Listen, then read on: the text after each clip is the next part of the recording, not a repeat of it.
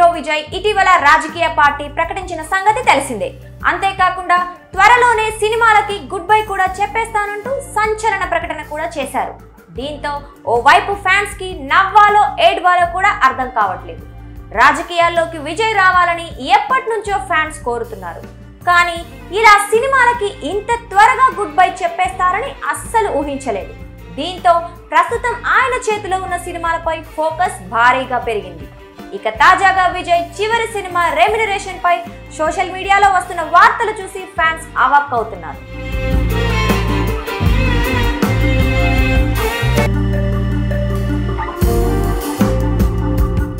ప్రస్తుతం వెంకట్ ప్రభు దర్శకత్వంలో the greatest of all time cinema చేస్తున్నారు విజయ్. ప్రస్తుతం ఈ సినిమా షూటింగ్ దశలో ఉంది. ఇది కాకుండా విజయ్ 69వ చిత్రంపై కూడా ఎప్పటి నుంచో చర్చ నడుస్తోంది. ఇదే విజయ్ కెరీర్ లో ఆఖరి చిత్రమని, అందుకే పొలిటికల్ థ్రిల్లర్ గా దీన్ని తెరకెక్కించనున్నట్లు టాక్. ఈ సినిమాకి హెచ్ వినోద్ దర్శకత్వం వహిస్తారని ప్రచారం జరుగుతుంది. అయితే ఈ సినిమా కోసం విజయ్ ఏకంగా 250 కోట్లు రెమ్యునరేషన్ తీసుకోబోతున్నారంటూ సోషల్ మీడియాలో వార్తలు వస్తున్నాయి.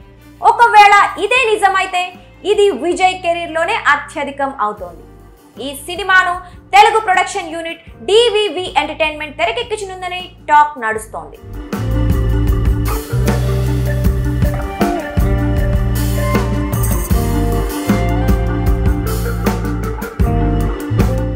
విజయ్ ప్రస్తుతం ది గోడ్ సినిమాకి 200 కోట్లు రెమ్యునరేషన్ తీసుకున్నారట. చివరి చిత్రానికి మాత్రం అత్యధికంగా 250 కోట్లు పారితోషికం అందుకోబోతున్నట్లు ప్రచారం జరుగుతోంది. దేశంలో ఇప్పటి వరకు బాలీవుడ్ బాద్షా షారుఖ్ ఖాన్ మాత్రమే 250 కోట్ల రెమ్యునరేషన్ తీసుకున్నారు. ప్రస్తుతం వస్తున్న వార్తలు నిజమైతే విజయ్ కూడా షారుఖ్ సరసన నిలవడం ఖాయం.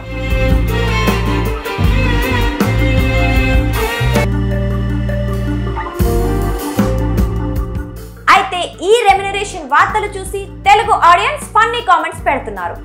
అన్న బాహుబలి 2 బడ్జెట్ 250 కోట్లు, అది నువ్వు ఒక్కడనే తీసుకుంటున్నావు అంటూ నెటిజన్స్ కామెంట్స్ చేస్తున్నారు.